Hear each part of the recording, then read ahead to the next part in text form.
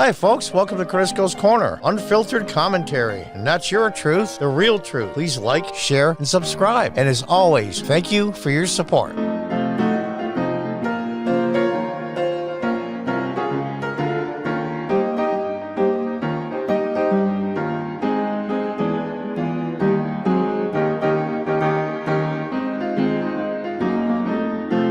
Hi, folks. Welcome back to Crisco's Corner from the Washington Examiner.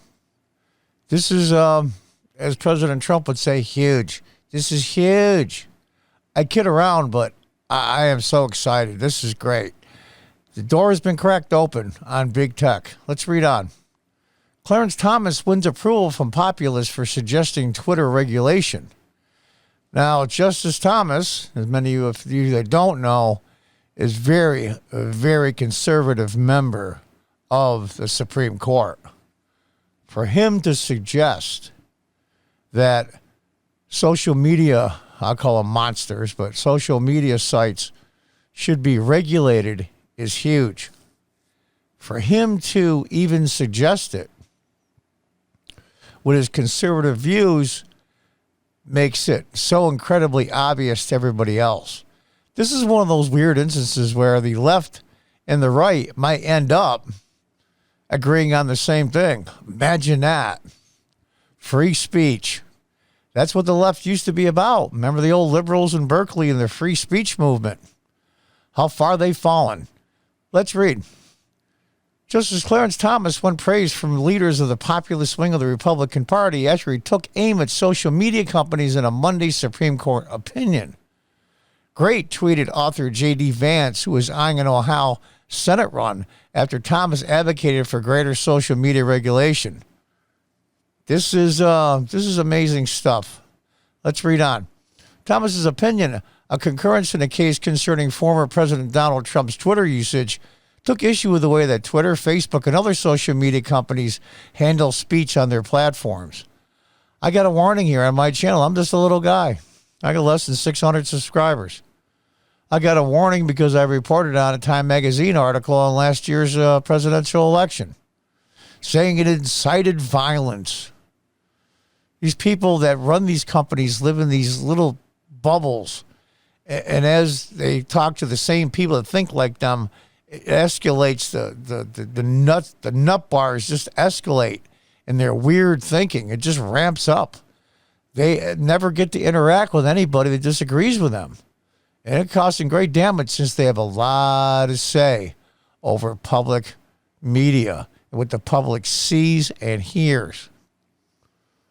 While Thomas agreed with the rest of the court that questions about Trump's Twitter usage are moot, he stressed that in the near future, the court must address social media regulation.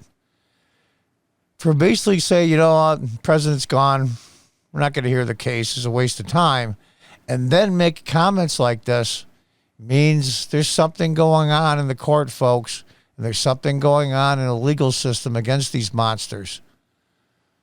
Trump focused on Twitter's ban on Trump, arguing that the move raised the stakes for Twitter to prove that it is a public platform. That's their take. That's why they can't be sued. We're not a publisher. But they act like a publisher with the safeguards and the protections of a platform.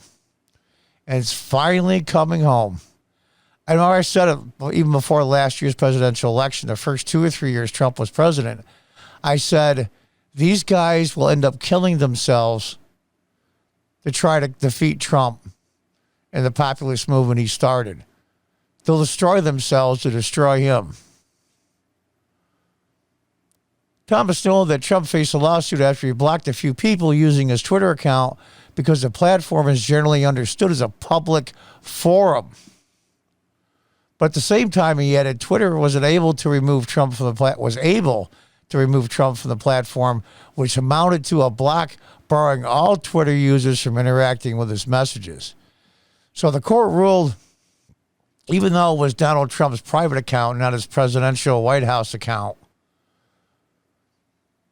that since he's a public figure and he's saying things that affect the public, the messaging, he can't block people, just like he can on his POTUS account when he was president. Well, they're saying the same thing. You can't take off Trump and the people that message to him because the court ruled that Trump can't block them. They got caught in their own trap. Twitter's user agreement permits it to remove users, but the Trump case highlights how such arrangements become difficult to navigate if the platform is truly a public forum, Thomas wrote. He suggested that part of the problem is private, concentrated control over online content and platforms available for the public. And there you have it, private, concentrated control.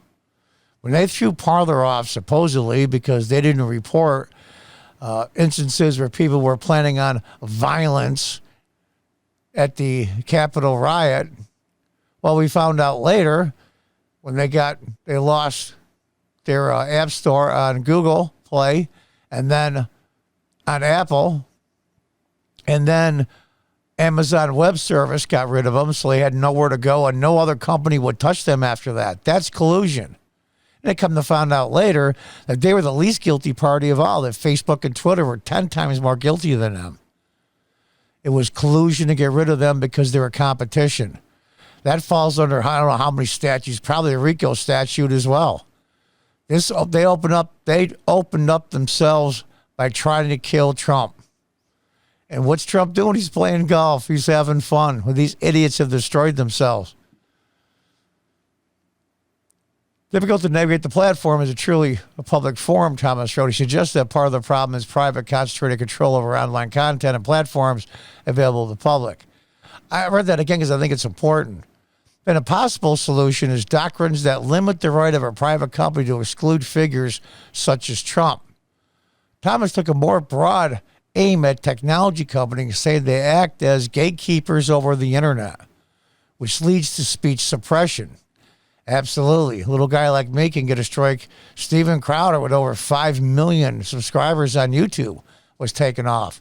Of course, he's got a lot of money for lawyers that I don't have.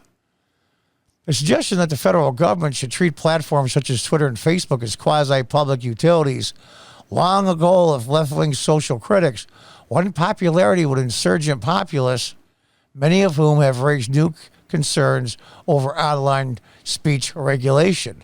I think it's one of those instances where left-wing social critics, people on the left, people on the right, they all agree that, and they're starting to take off progressives too off of these sites. I think they've gone wacky. They don't know what to do.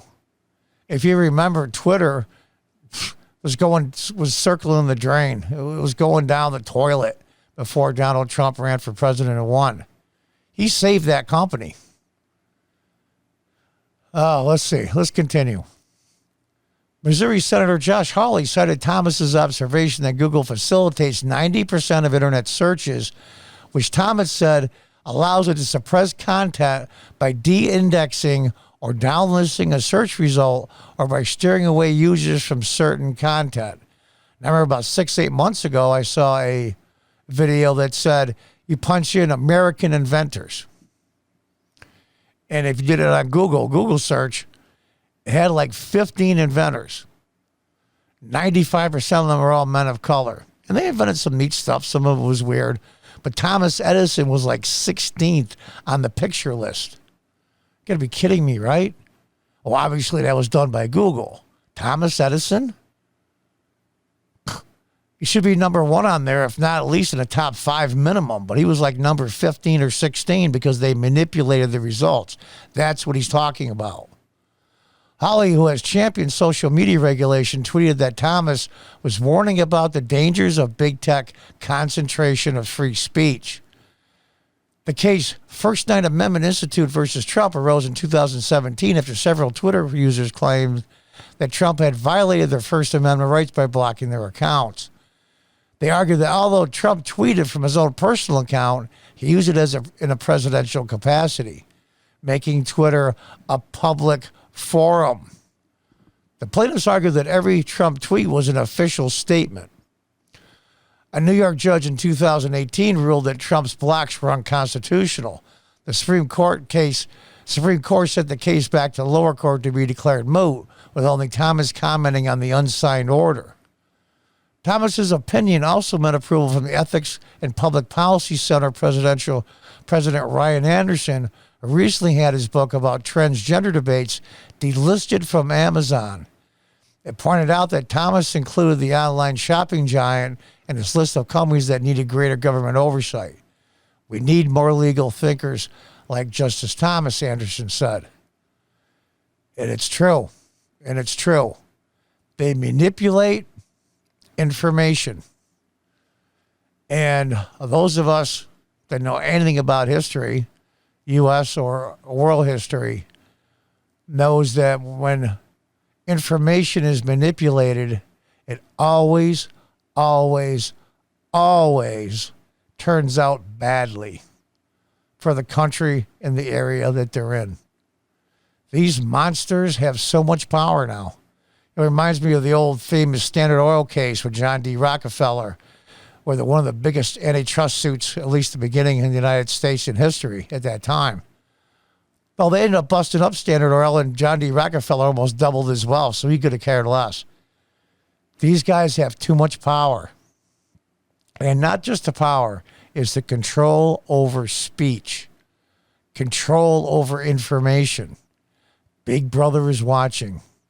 This isn't a joke anymore. This is real. Think about the Hunter Biden laptop story. All the mainstream media, cable, well, except for Fox, 95%, you got this. Crickets. Twitter and Facebook, I believe it was Twitter, blocked the New York Post, who broke the story about Hunter Biden's laptop and all the crazy crap that was on it. And I think some illegal things, but that's just my opinion. Certainly doing drugs on the video and all the other ridiculous things he was doing. Okay, whatever. But there was information about where he got some money from Ukraine and all kinds of ridiculous stuff that anybody else would have been in jail. But here's the thing. They took the New York Post off of Twitter. Twitter and Facebook had a complete blackout of the Hunter Biden laptop story because it was just a month or so prior to the election last year. Then the election came and went. We all know the results. We all have our opinions on it. We'll leave it at that. But the fact of the matter is, I've seen polls since after the election, 17% of the people that voted for Joe Biden said if they knew about the Hunter laptop story and the details that they had out, they would not have voted for Joe Biden. They might not have voted for Donald Trump either. They might have just voted for no one and just left that blank and voted for other things. That's huge. That's the kind of power they have. They picked the President of the United States. This has to stop. These platforms are wonderful things, and YouTube was wonderful years ago. And so were all the other social media sites. Twitter's just a cesspool of low ego, low skill, low intelligent morons that tweet at each other and back and forth and say horrendous and ridiculous things. Facebook, I'm not on. I heard that's not as bad, but bad enough.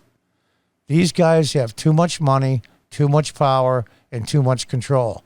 I used to be a small businessman. I've just recently sold my business. I have no problem with individuals or corporations making as much money as they possibly can. God bless them, that's capitalism. But when you use your power and money to influence how the country is run, to lie, not tell the truth, whole truth is the same as lying, hide information, hide facts from the American people so they can decide who to vote for to be their representatives and locally, statewide, and in Washington, that is wrong and I believe unlawful. So these guys have made their own bed. They've shot themselves in the foot. They're basically committing slow suicide to defeat Donald Trump. They should have let him win, but it didn't happen that way. So I think this is a crack in the door, and I'm very excited because other things are going on besides just this concerning social media to reform Section 230. This may sound like dry legal stuff, but it's not. It's not at all. This is huge, and it has huge ramifications all good if this proceeds. So let's see. I'm hoping and pray that maybe this is the end for these monsters. And until next time, folks, goodbye and good luck.